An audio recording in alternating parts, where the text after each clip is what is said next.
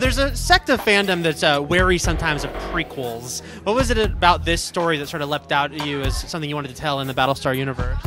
Well, it just seemed like it was an interesting story to tell. We opted not to sort of go back and tell, another war story set in the first Cylon War, although I'm sure that could be an interesting tale in and of itself. But there was something about sort of the creation of the Cylons that felt like an interesting possibility to go and tell stories in, and also it was an opportunity to do a show that was very different than Galactica, to do a character-based show, to do more of a drama, less of an action adventure, and we had not laid in so much track between Galactica and the past that we felt that this show would be sort of, tied into all this pre-existing mythology. It was very wide open canvas, and there wasn't much that we had established, so we felt a lot of freedom to it.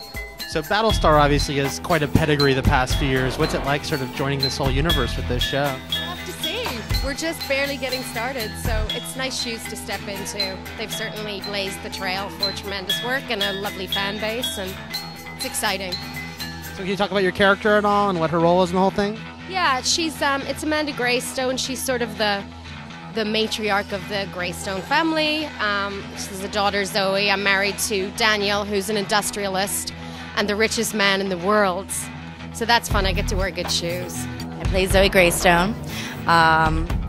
She is a strong, independent young female who loves to rebel against her family. Kind of spoiled in a way. I haven't really told anyone that, but she's kind of spoiled. But she really just believes in one true God, and she is trying to get her point across. People don't understand how brilliant she really is and how into technology she really is till towards the end of the show, which you will all see. I play Lacey Rand. I play Zoe Greystone's best friend. My character is very simple. She comes from not a lot of money, and she's struggling through who she is and trying to find her way. And the one thing she knows for sure is she loves her best friend and would do anything for her, even if it's not something she believes in. You notice there's teenage characters on this, sort of a younger vibe than we get from some of Battlestar. Is that interesting for you to explore within the confines of this story?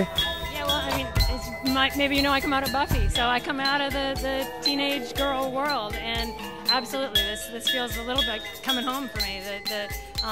To blend those sort of very human, growing up, I don't know what I'm going to be, in asking that question in a sci-fi setting where it gets even more power and poignancy. I love that. It's perfect. Battlestar has such a big fandom, and the fans have such questions. Are you ready to be inundated with minutia that you might not know the knowledge of?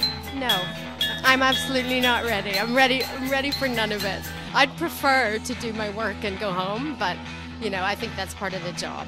I am so excited. I was such a math nerd. I was 2 years ahead in math, and I'm very proud of that. And all I do is love nerds, and I'm so excited for all these fans because we have a lot to live up to. And I'm hoping that we can do that for them because the fan base that they have is just unreal to me. I hope that the fans of Battlestar can at least give it a chance, go to Caprica, take a look at it before you judge. I know some people are going to love it, and some people are going to be like, I don't really want to see this, but just give it a chance. Sort of a long goodbye for Battlestar with the strike, and you shot it a year ago. What's it like now, sort of looking back on it all as a whole and getting a night like this to sort of put it in perspective?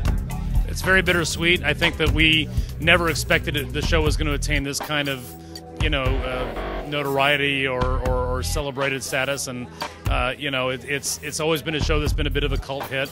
But I think in a lot of ways it's defined Ron and me in terms of the kinds of stuff that we do. And if you have to pick one thing to define your career, you can do a lot worse. And so we're really proud of it. And as I say, it's sad and it's a relief and it's all those things put together.